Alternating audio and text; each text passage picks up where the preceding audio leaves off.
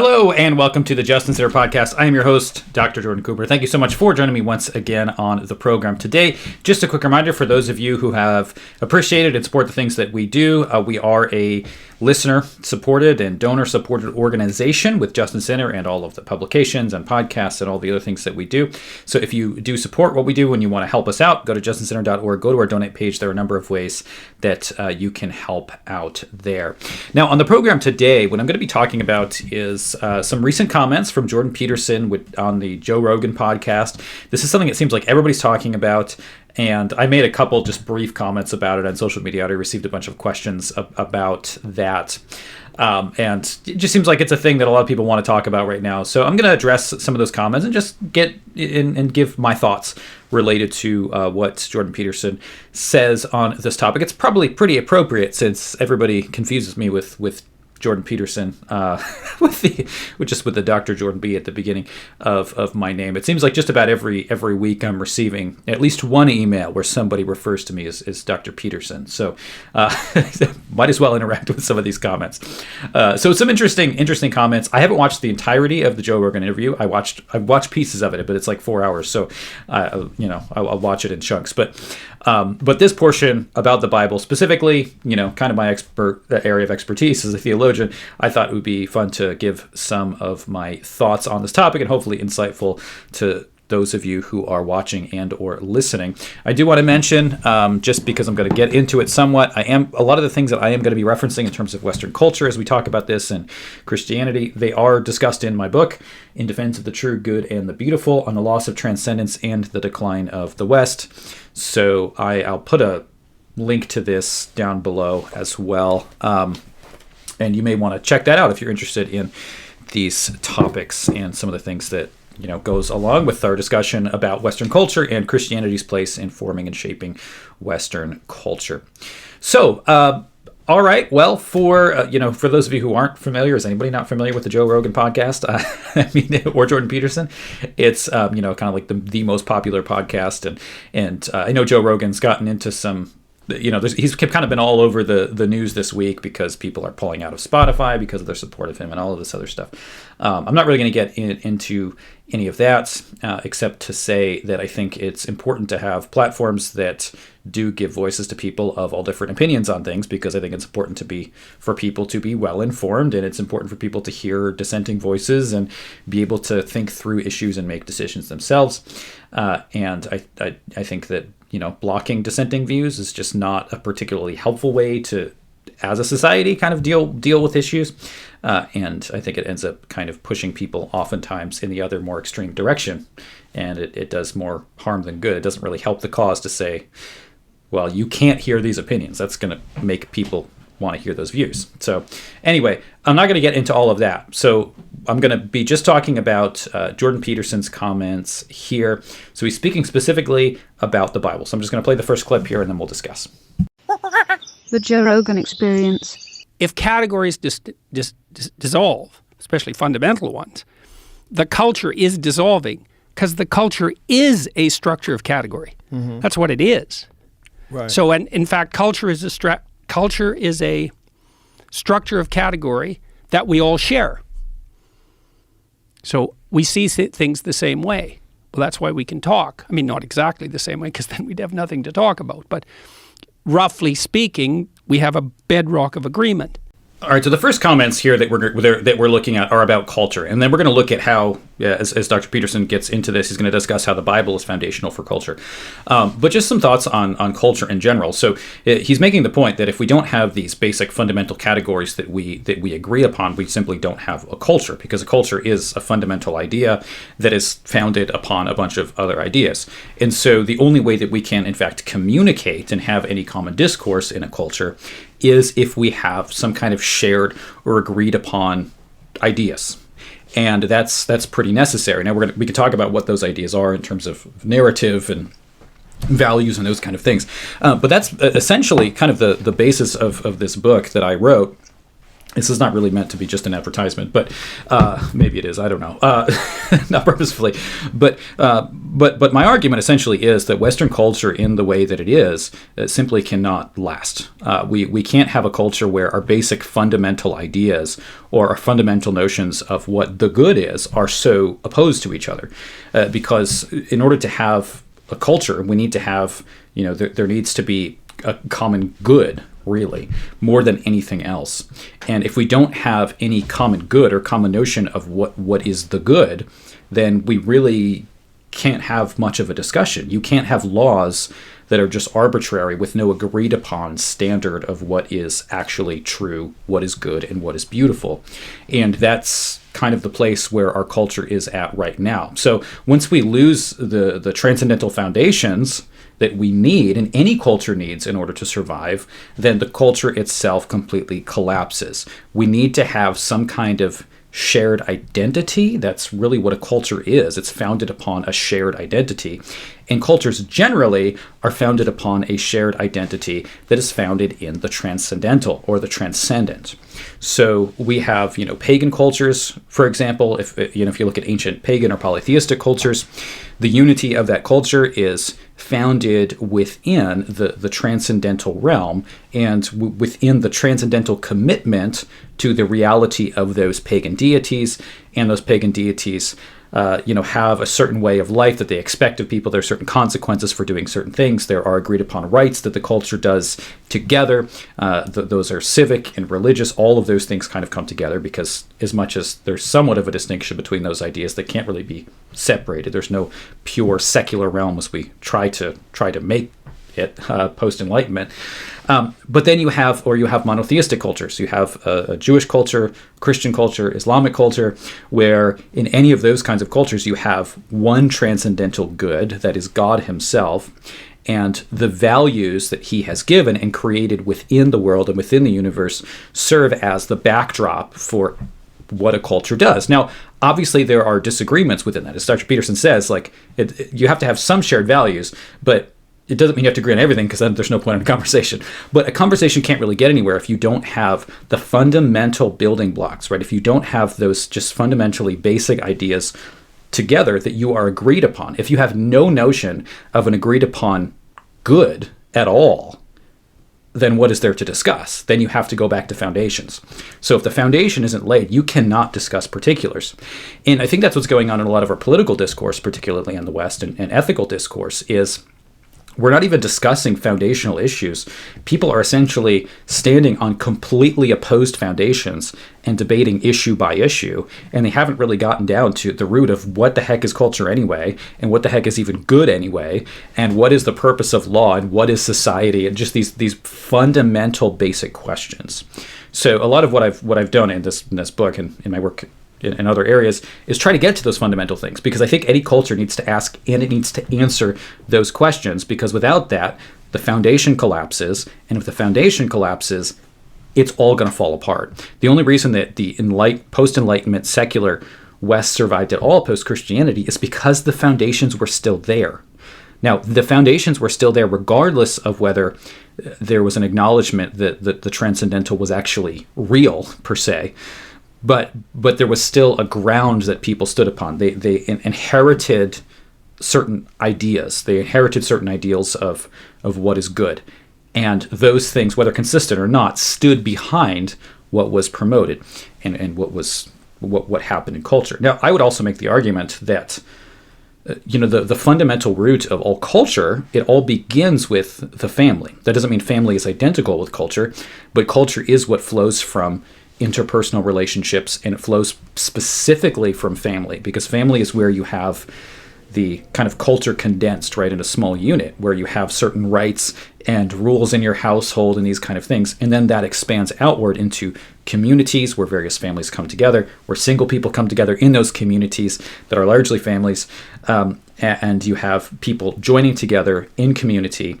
Then you can expand that outward to the nation, or your state, or your particular area you live in. That is an amalgamation of individuals and of family units and of cultural ideals and rites and ceremonies that essentially come from foundationally the family unit. So I do think that once you have the family unit itself collapsing, and really the most foundational elements of society, which are kind of the distinction between men and women, which is pretty foundational. If you go back to Genesis, that's kind of the whole foundation of human culture, is man and woman together, and distinctions between man and woman as well, and the birthing of children. So when all of that collapses, you've really gotten rid of any notion of common good, and society simply can't function. All right, so let's move on to the next point here. That's the Bible, by the way. All right, so Dr. Peterson now is kind of moving from, what is culture, what do we need that ties culture together, and he's going to say, essentially, when we're talking about Western culture, it really is the Bible. So in the Christian West, and this leads us to today, the Bible really is the foundation of all of that.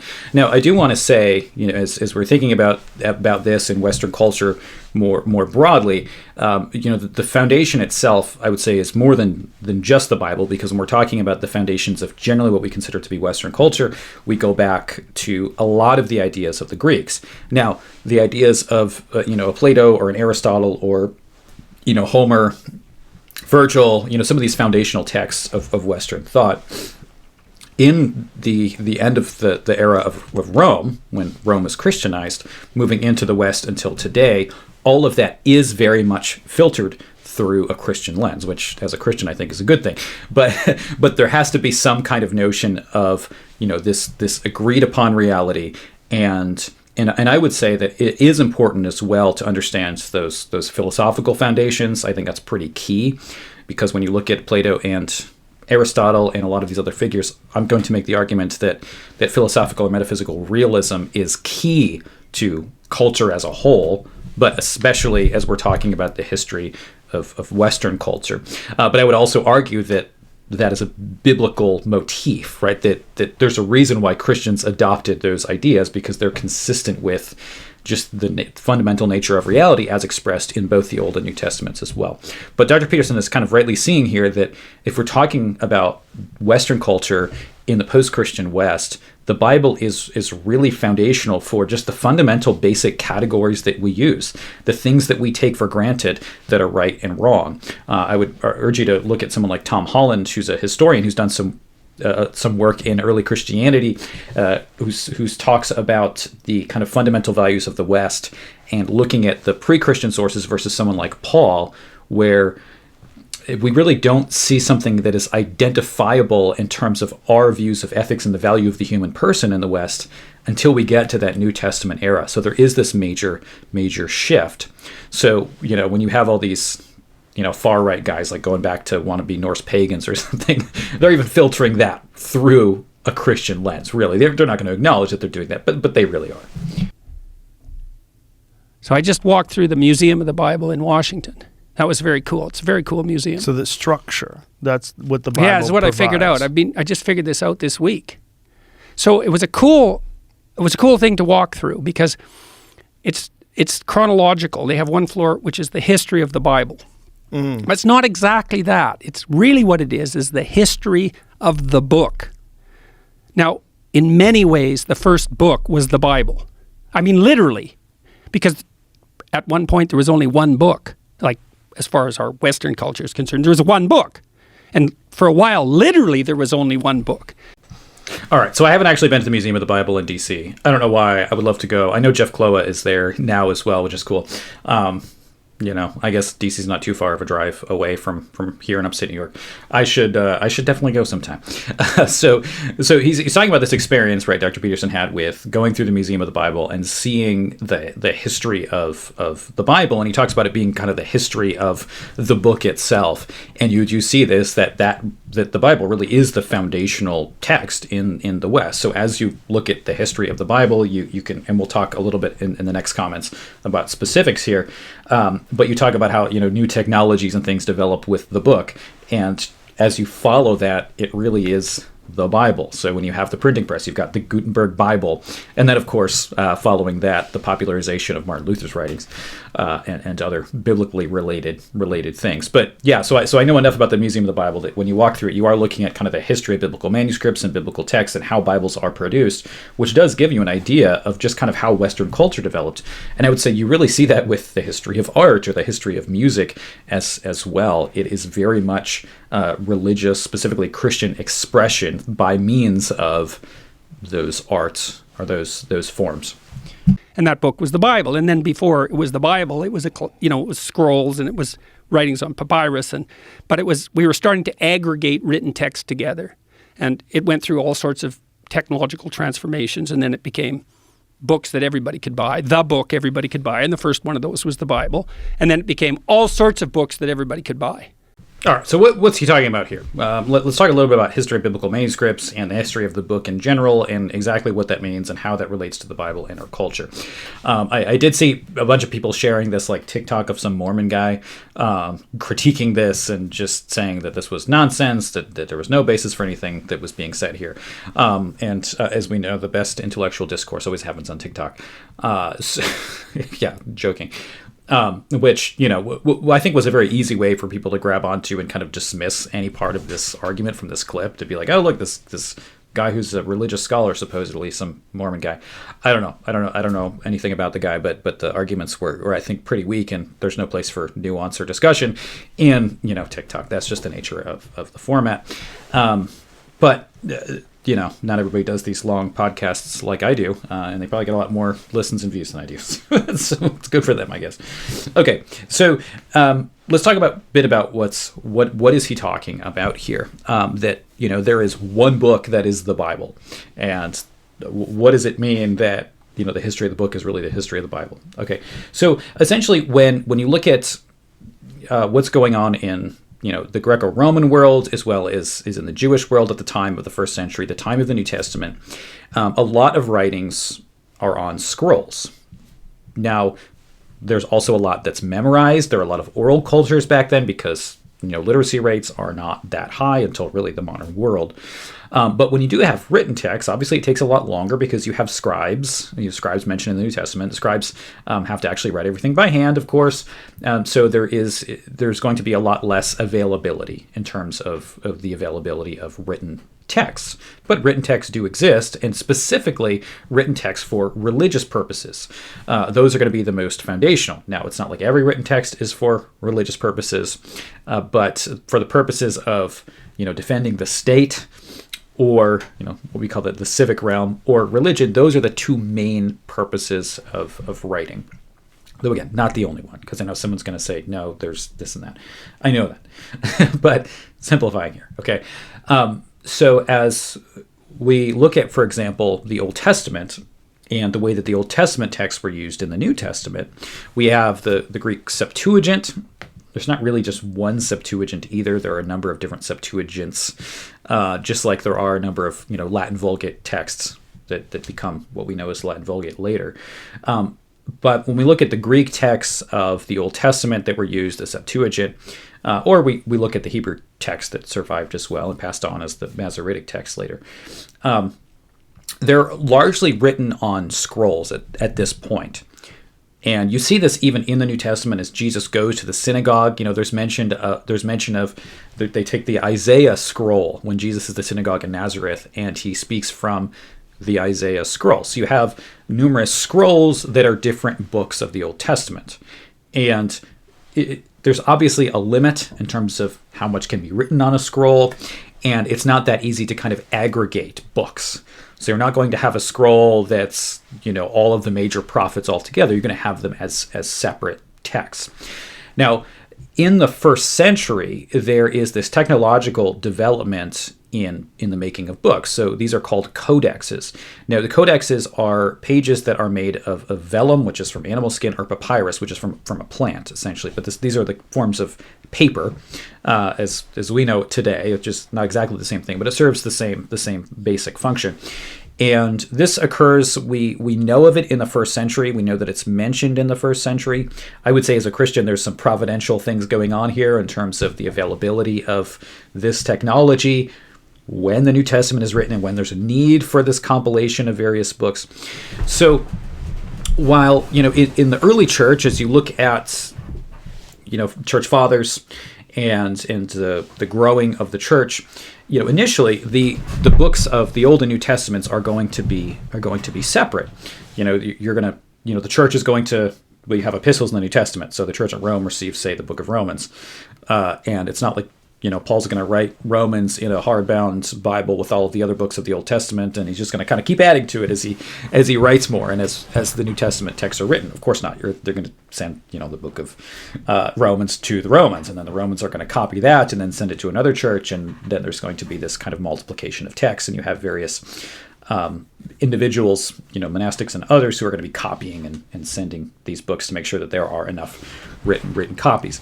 But it's pretty early on that we see that Christians, because of the nature of the canon, because Christians recognize that these numerous books which make up the Old and New Testaments are speaking the same message, because there's an interconnectedness between these texts, there is a desire to bring them together into one cohesive, comprehensive volume. So while the Codex is not a Christian invention, early Christianity is really what popularizes the Codex and uses this technology in a way that it basically just becomes standard. So as you look at like the early, Christian codexes that we have, there are like four that we have now that are the most foundational full texts of the Old and New Testament. So they include the Septuagint as well as the Greek New Testament. It was largely the Septuagint that was used for the Old Testament. You do have people like Origen and Jerome using Hebrew as well. But for the most part, most people spoke Greek. So they're going to use the accepted Greek translation of the Old Testament rather than usually using the Hebrew of the Old Testament. So we have a number of these codexes. Sometimes, these are referred to as the Great Uncial or Uncial codices.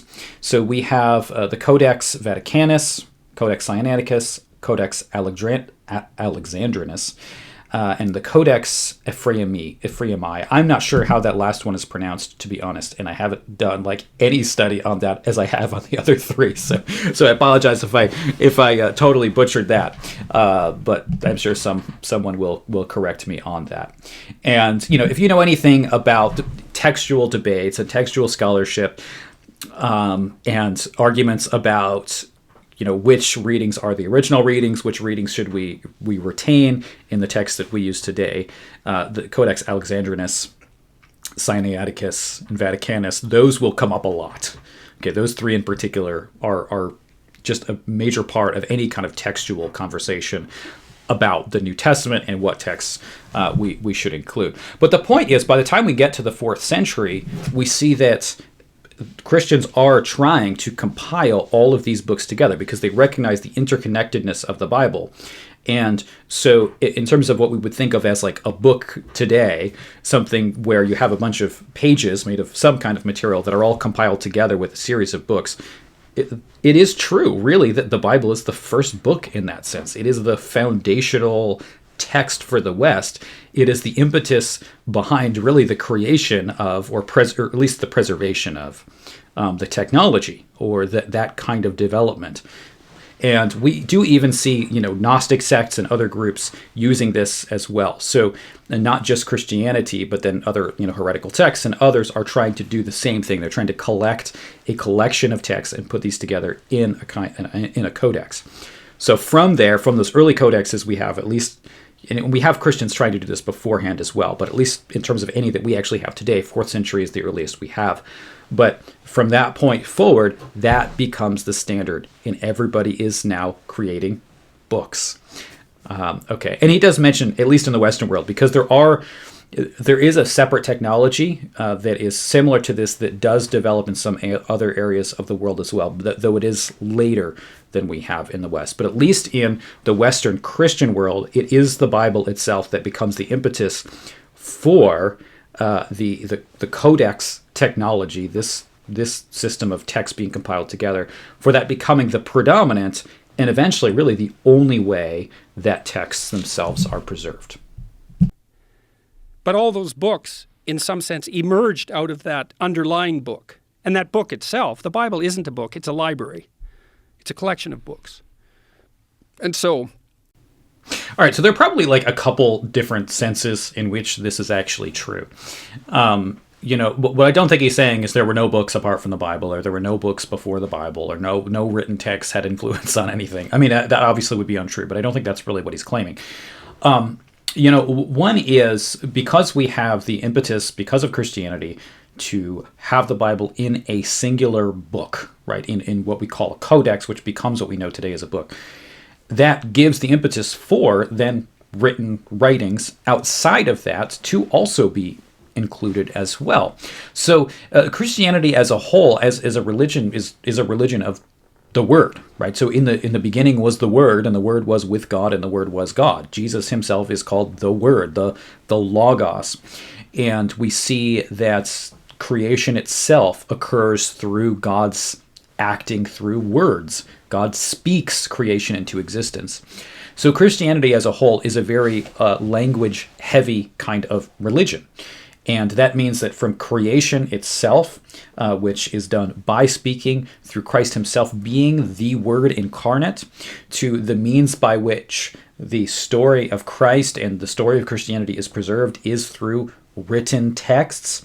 The way that is brought to people in the church is through the proclamation or preaching of words. We have the rites known as sacraments, the means of grace, where God blesses and strengthens us and grants us faith and salvation, all of these gifts, through the means of physical elements that are spoken over, right? We have the speaking of the name of the triune God in the name of the Father, Son, and Holy Spirit.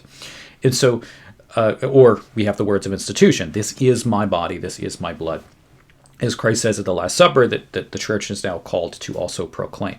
So Christianity is a very logocentric, right? It's a word-centric religion. So that the impact or the importance of the word and the importance of the foundational written text of Scripture does become very foundational for the West in how it views books and how it views the nature of words and the importance of the written text in general. Again, not that there's no importance of the written text before Christianity, but as a very word-centric religion, it really impels that, moving the West into the future. So you can't really divorce the rich literary tradition from the West from the Christian heritage that we have. Okay, so in a sense that it becomes kind of the impetus for people to write and to create books because of the Christian influence on creating the codex, the importance of text, those kinds of things. We could say that those things flow out of Scripture.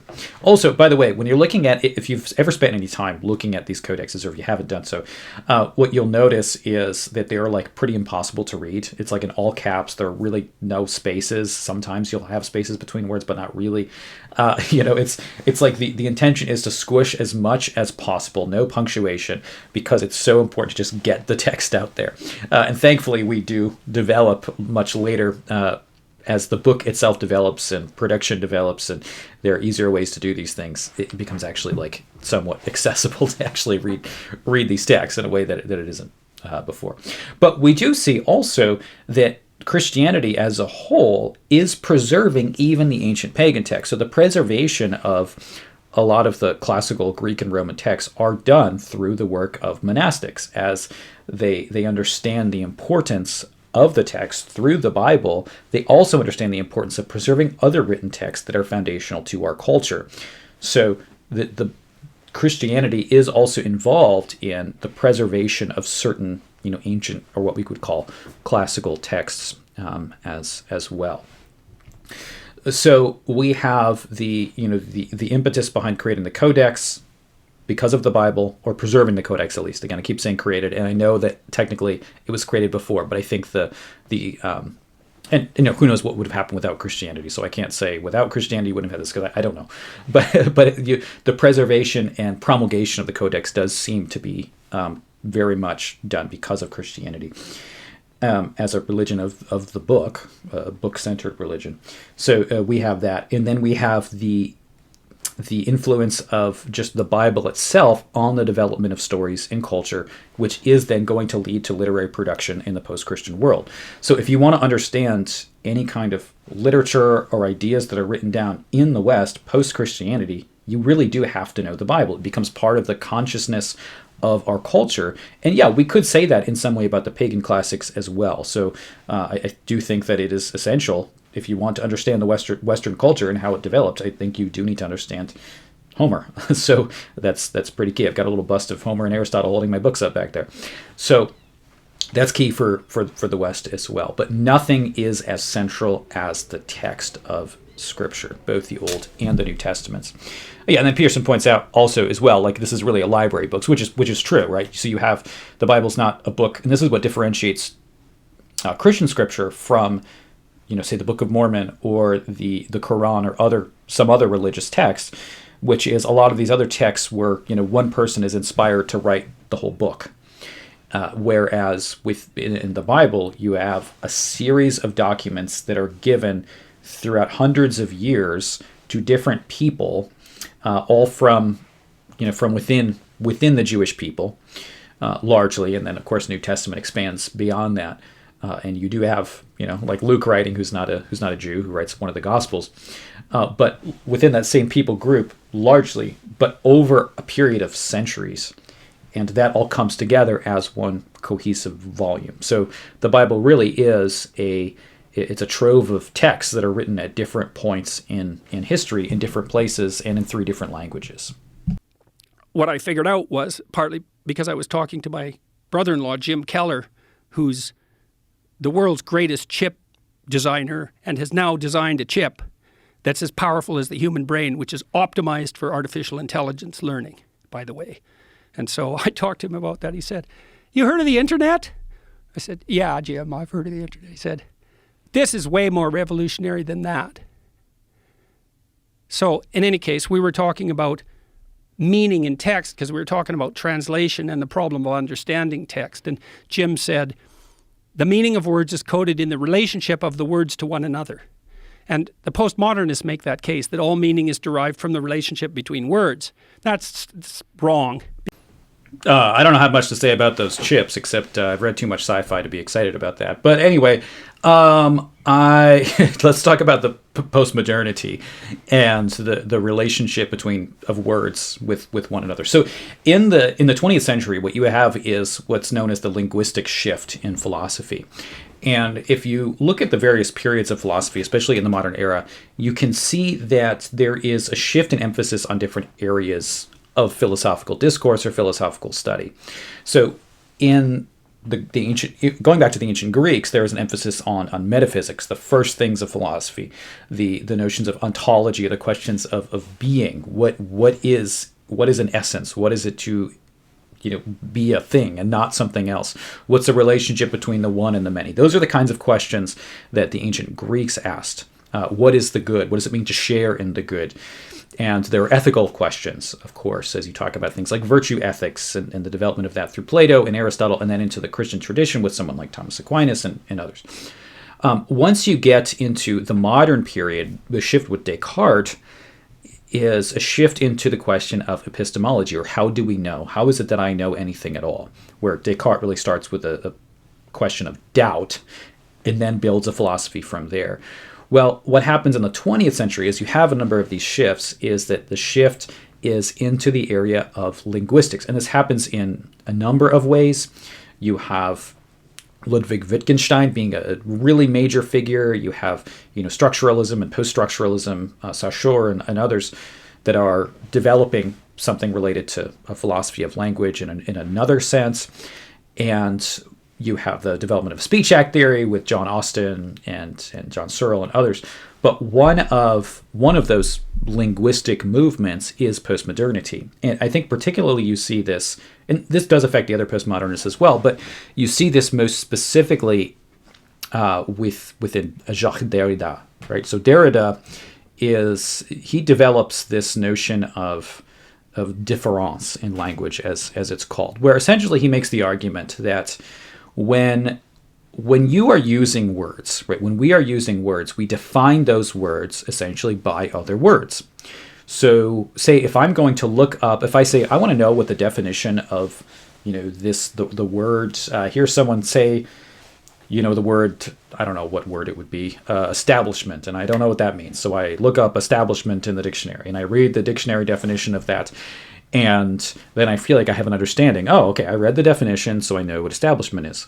But then as I look at the particulars of that definition, you can look through that and notice that that word is actually, the definition of that word, what I take to be the meaning of that word, is actually a bunch of other words. So what does it actually mean to understand the meaning of that? Is there a meaning inherent in the actual word establishment? Because I'm just defining it by other words. Well, how do I know what those words mean?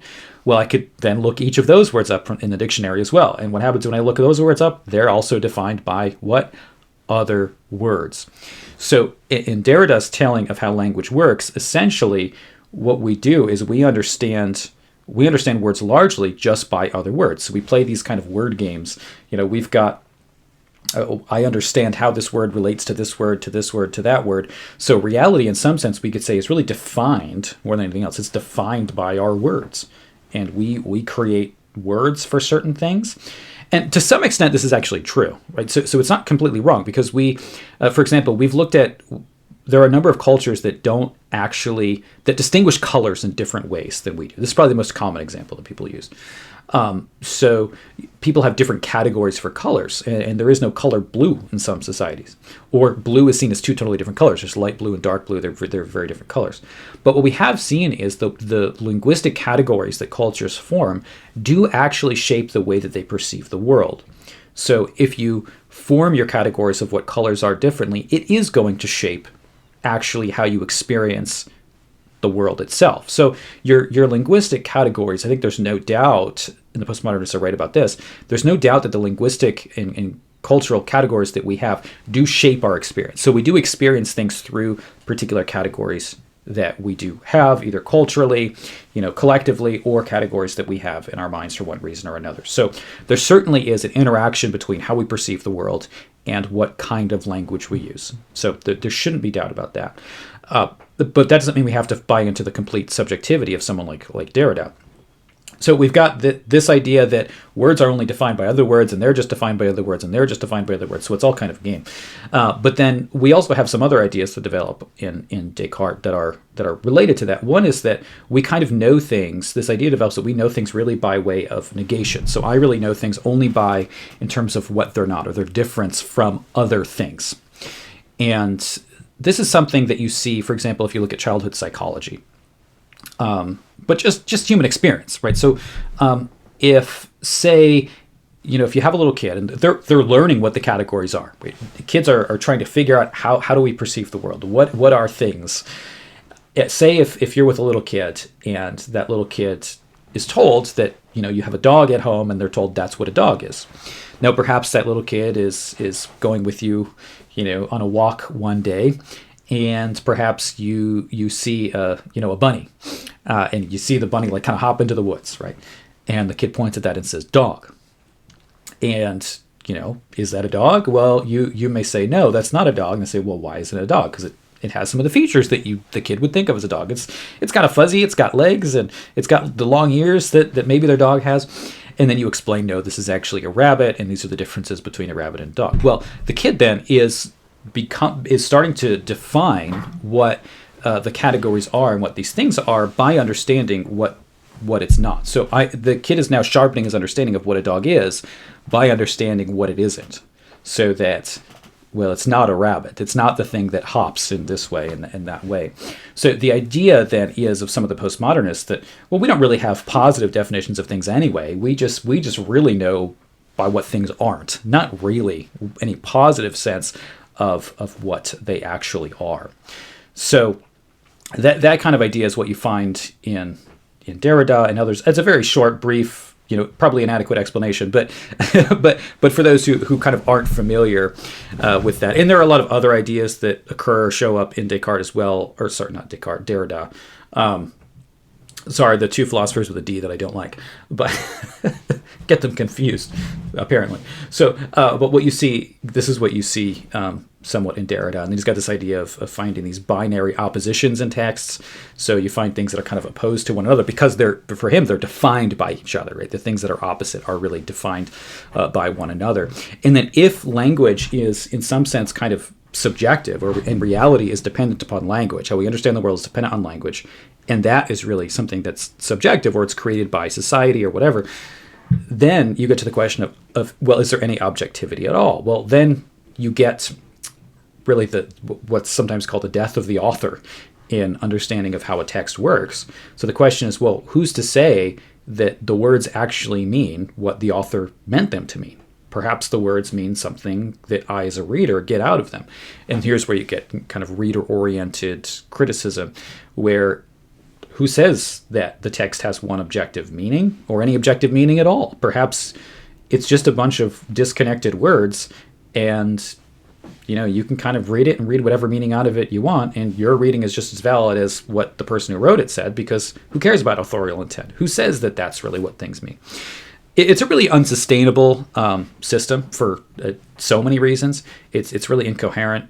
Derrida himself is completely incoherent, and I think very purposefully he plays with words as he's writing, which makes it very annoying to read him.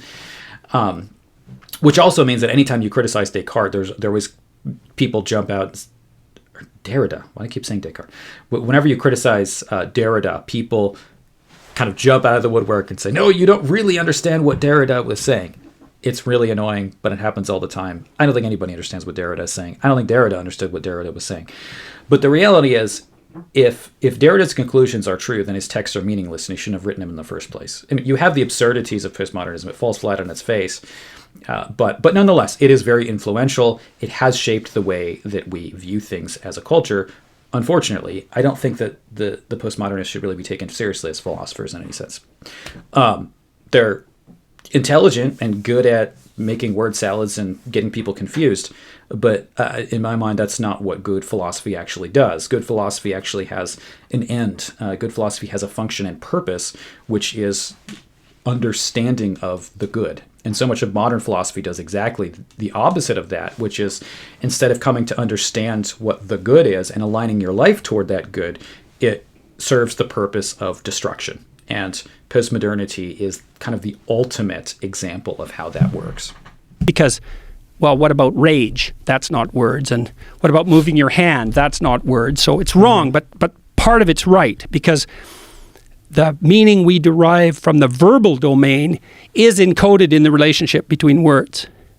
So, all right, so here is where I want to say that I think, critics of where the West has gone, like Peterson and others, who, I agree with the criticisms of where the West has gone, but I think that they miss what is really the most foundational issue.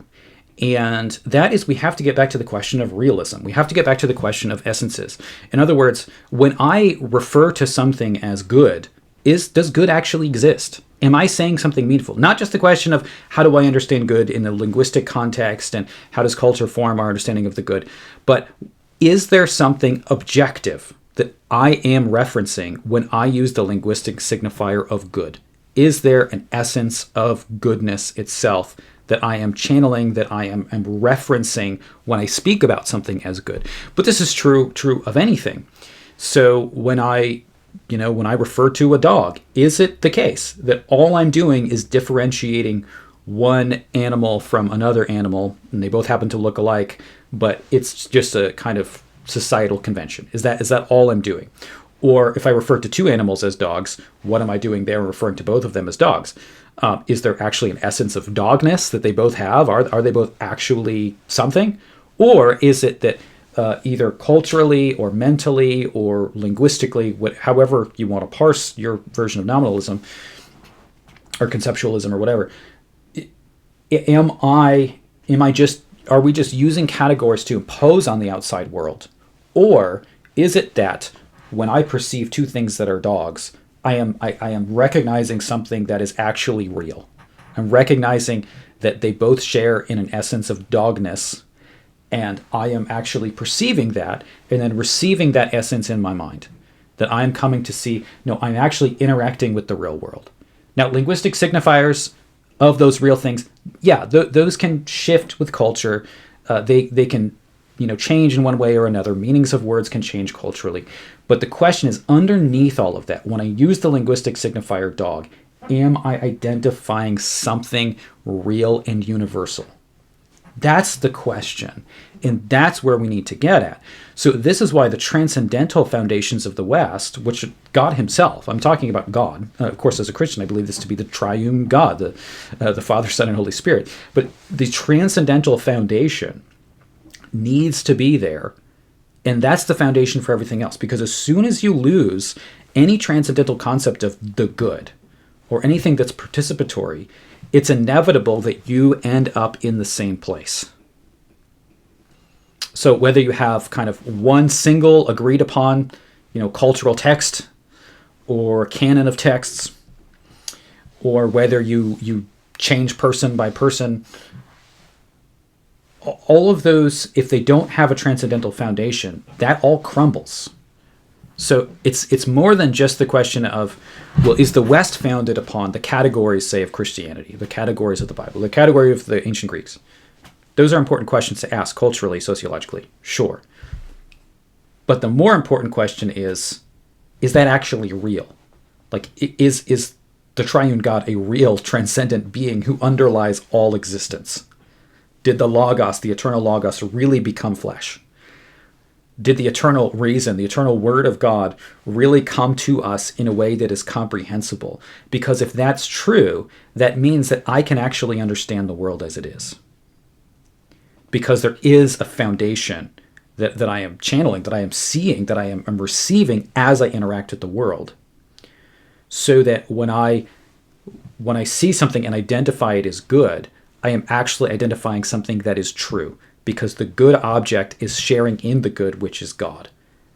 And that means that what my mind perceives as good and what exists actually out here in the real world, they're actually sharing in the same thing. Because my concept of goodness and the goodness that thing shares in are actually the same thing. I'm connected to the external world, and that connects me to God himself, who is the good. And that means that this pure subjectivity that we have in postmodernity and in our giant cultural mess that we have right now, that all collapses. But you need to get to the foundational issues, because if you don't have the transcendent foundation, you can't build on anything. And I think that's what's missing in a lot of critiques that I see of what's going on. That this is really where we need to go, is finding the transcendental foundation and identifying that transcendental foundation as real, and that is God.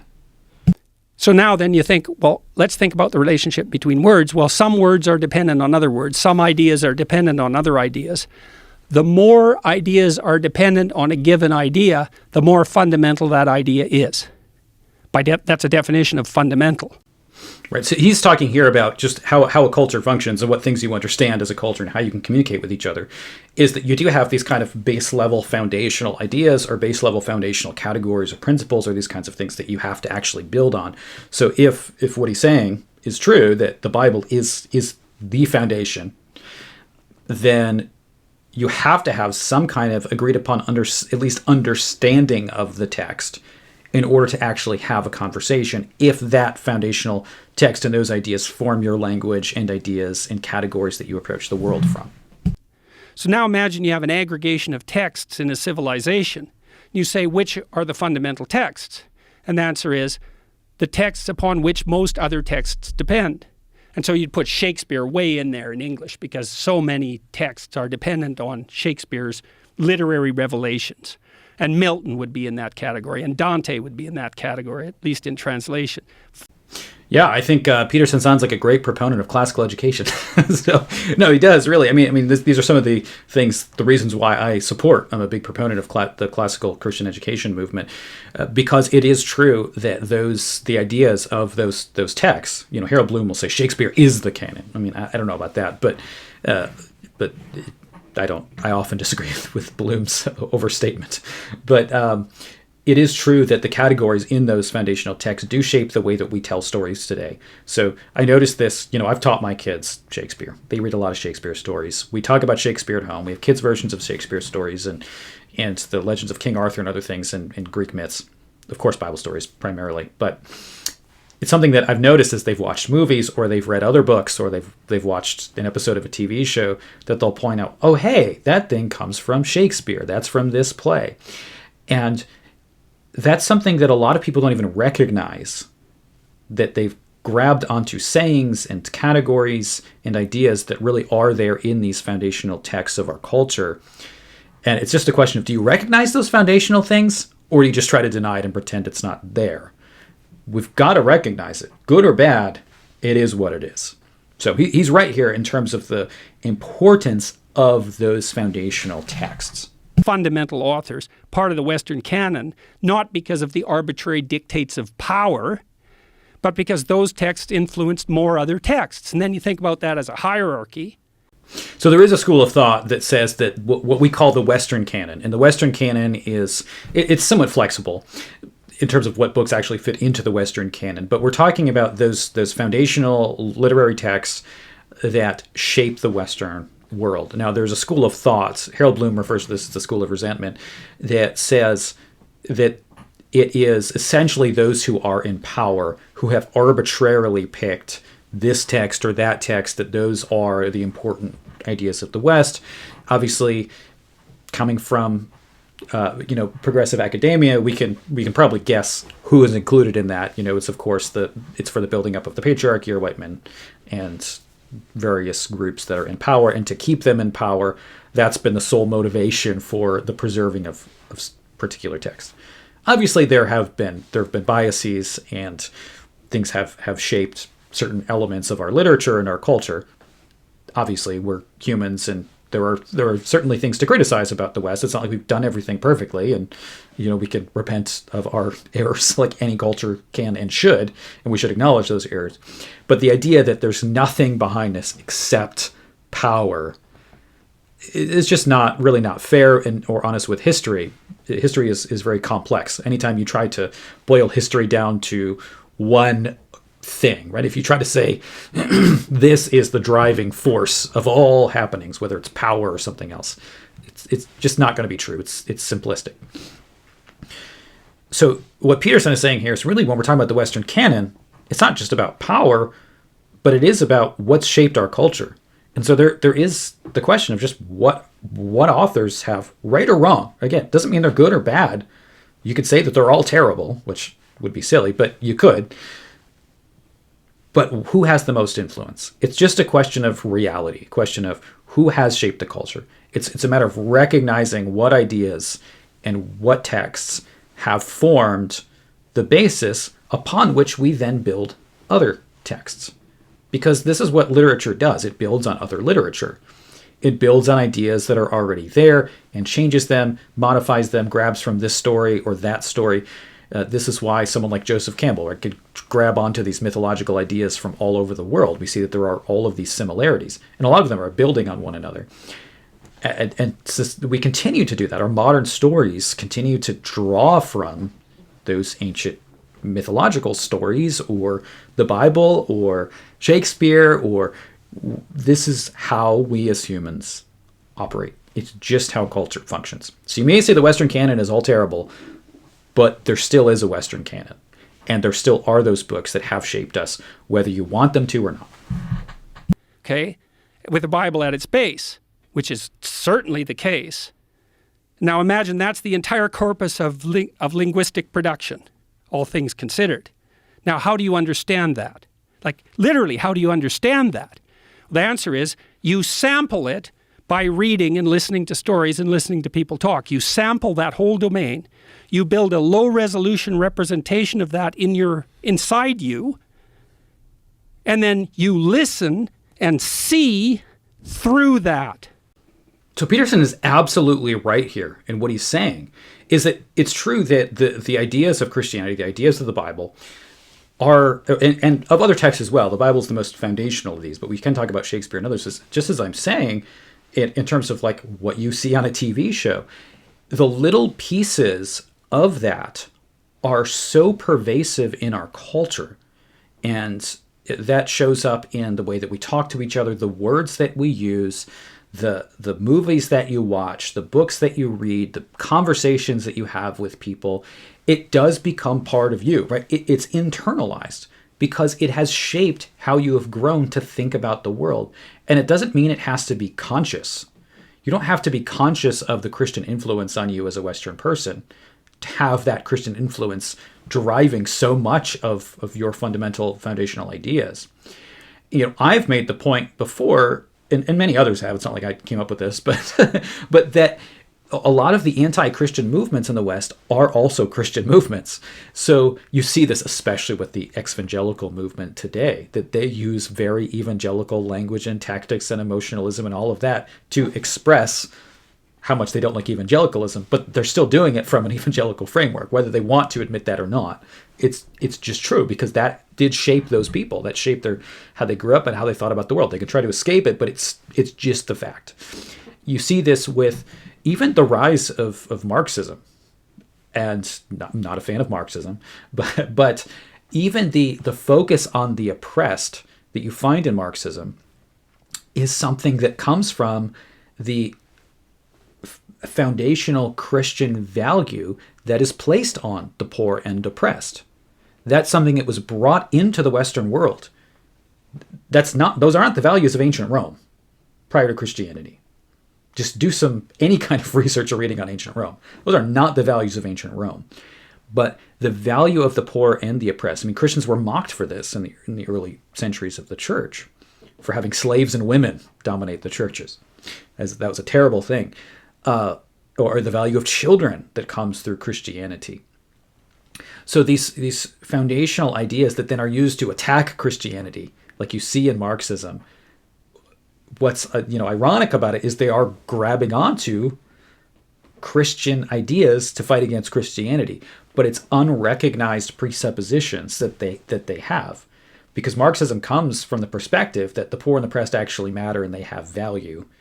And then out of that comes a false system or way of defending that value and looking at the world. But it still is foundationally relying on a Christian idea, though it implements it in a non-Christian way. You see this with the new atheism as well. Why is it that the new atheists value truth so much, that they ascribe such a high moral value to truth?